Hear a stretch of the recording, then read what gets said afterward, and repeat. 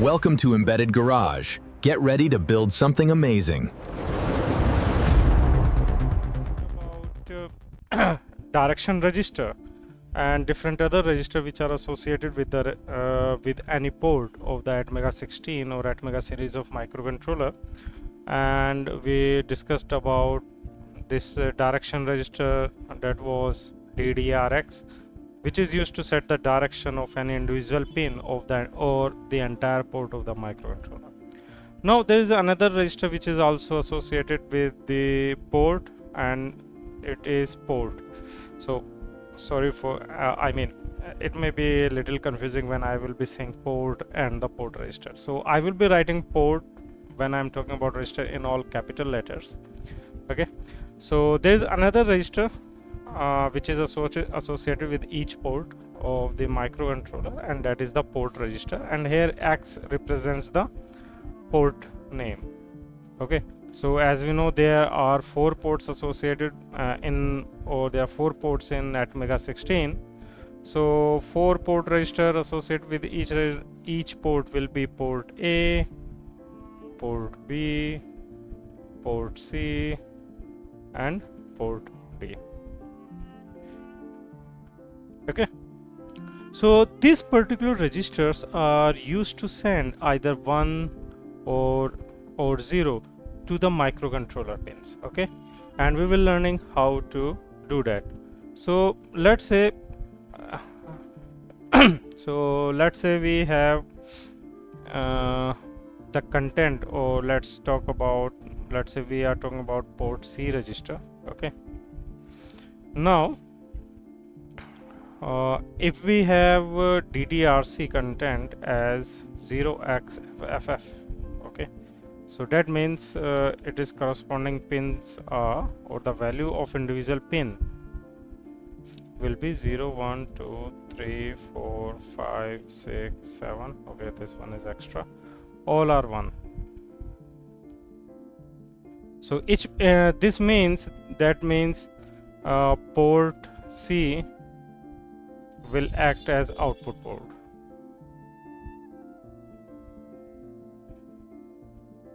So now once this direction is set, now if there is a port register again of this port C, so it is 0, 1, 2, 3, 4, 5, 6 and 7. Now each pin has been set as the output pin. Okay, so in this port C register, if we write 1 at, let's say, this location, 1 at this location, 1 at this location, and all other locations are 0, so wherever we have write 1, the corresponding pin, the voltage at corresponding pin will become 5 volt. That means ports PC.3 will become plus 5 volt. Similarly, PC.7 will become plus 5 volt, and all these will be 0 volt. Okay, so this is how we send the data to the outside world from the microcontroller through ports. We simply write, first we'll set the port C or any specific pin of the port as output pin, and then we send, if we want to send plus 5 voltage or high in this case at any specific pin, then we write at the corresponding location of the port C, we write 1 at the corresponding location within the port C. If we want low, then we write as 0. So this is as simple as it, and that is why it is also known as the output port, because ultimately we are sending data in this case from microcontroller to the outside world. Okay, given that, now there is another point, like for example, because these ports are associated with the with each of the port of the microcontroller. Now it could be like, let's say we have set DDRC as 0x00, that means as an input port, we have made it as an input port. So in this case, what will happen if we write port C as 0xFF? So you know 0xFF means 0B 1 1 1 1 1 1 1. So this is the binary representation or binary writing, which we can use in our C programs. Okay, that means we have put a high at every pin. So port is as an input port we have configured, and we are writing 1. So technically it should give +5 at the output pin, but in this case when we have set as an input port, in this case if we send at port C as a high, so it enables the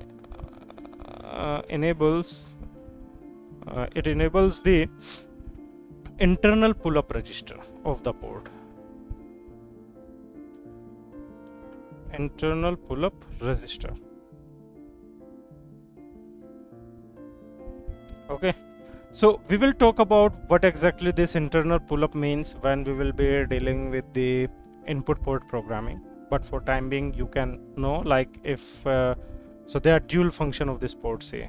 If this DDRC is set as output port, then we can send either 1 or 0 to any specific pin of the microcontroller, and if this direction register is set as an input port, and if we send 1 or 0 to any specific pin, so the internal pull-up register of that specific pin will be enabled.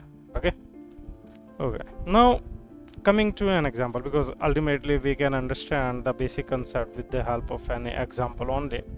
So let's consider an example. An example is simple. Let's say we have this port C and there are pin number 0, 1 and so on. So we are writing a simple program. We have some LEDs connected to these pins. Okay, so we have another LED, we connect like this, and we have another LED. So this is a complete symbol. Okay, and we have another LED. So all these LEDs are connected to single register, let's say R. Okay, and then grounded. So what we want to turn on and off all these LEDs. Turn on / off all LEDs connected at port C.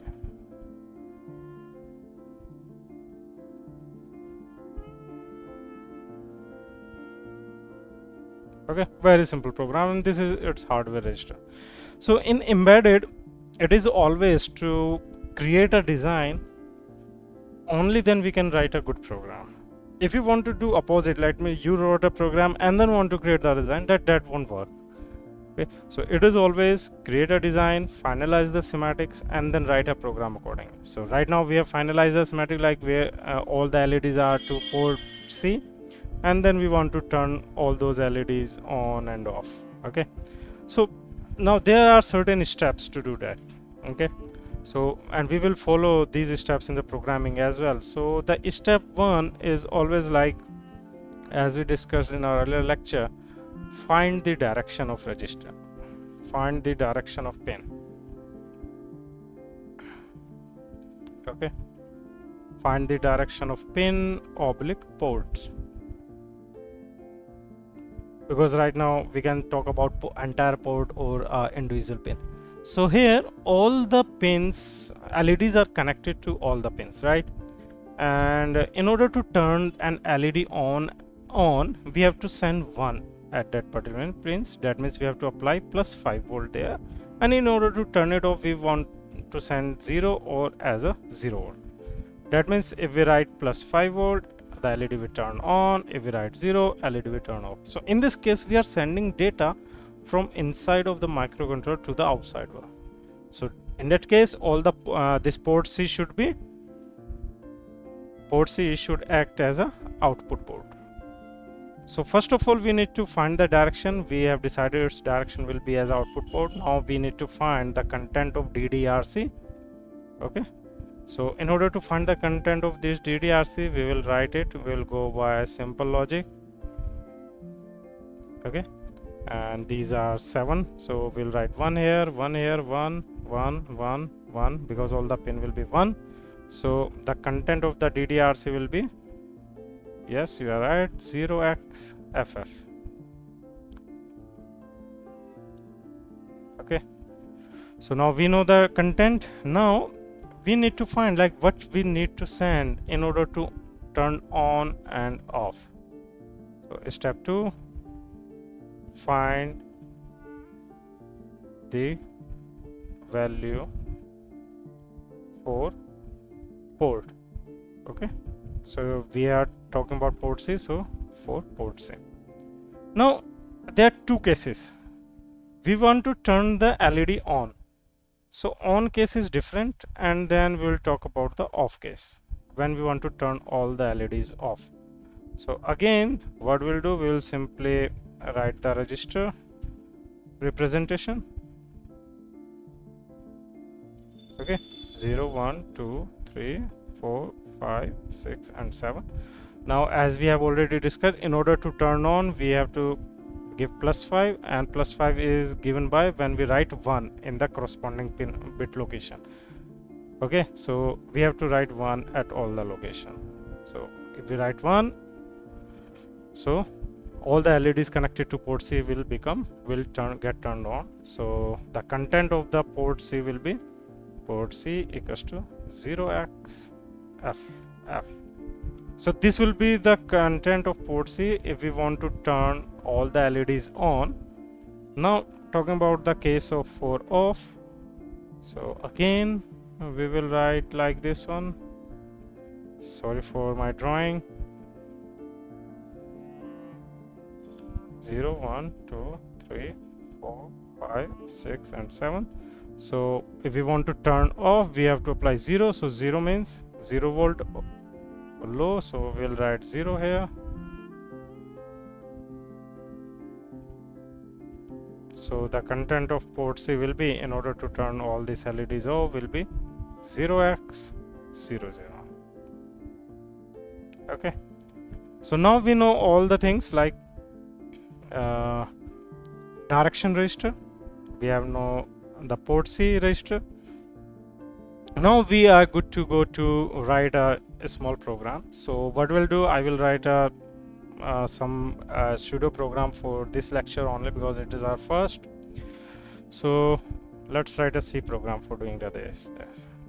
Now remember, we need to continuously keep running these LEDs on and off continuously. It is not like it just got only one time on and off and then off. We want them to keep running continuously, right?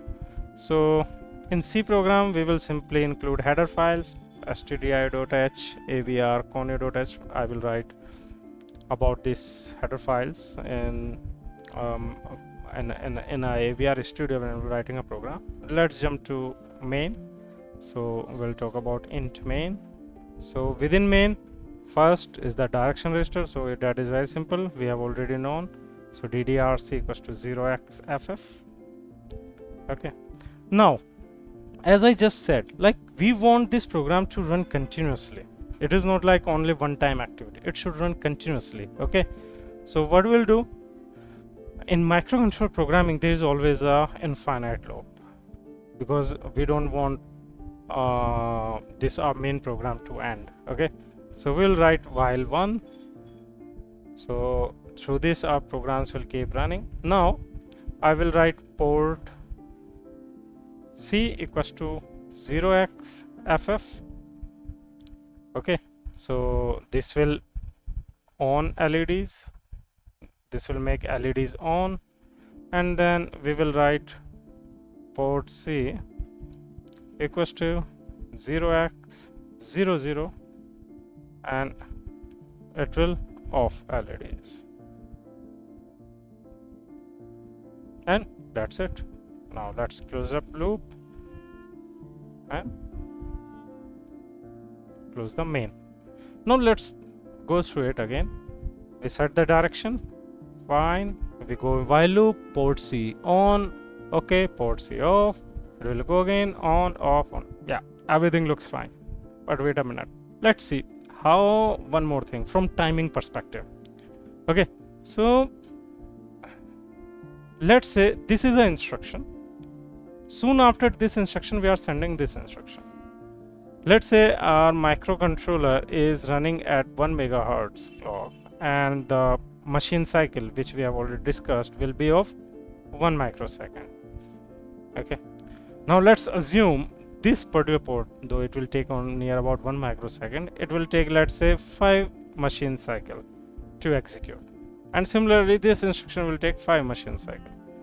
So total time spent in this loop will be 10 machine cycle, because 1 machine cycle is of around 1 microsecond, so it is taking only 10 microsecond of time. That means LEDs will remain on for 5 microsecond, and then LEDs will remain off after 5 microsecond. So basically you won't be able to see them, right? Because ultimately this on and off is happening so fast then that we won't be able to distinguish whether these LEDs are blinking or not. So always in a program there is like instructions. Okay, we want to turn on and off at an interval of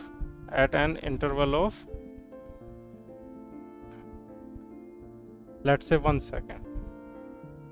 So we want to, for 1 second on and then 1 second off.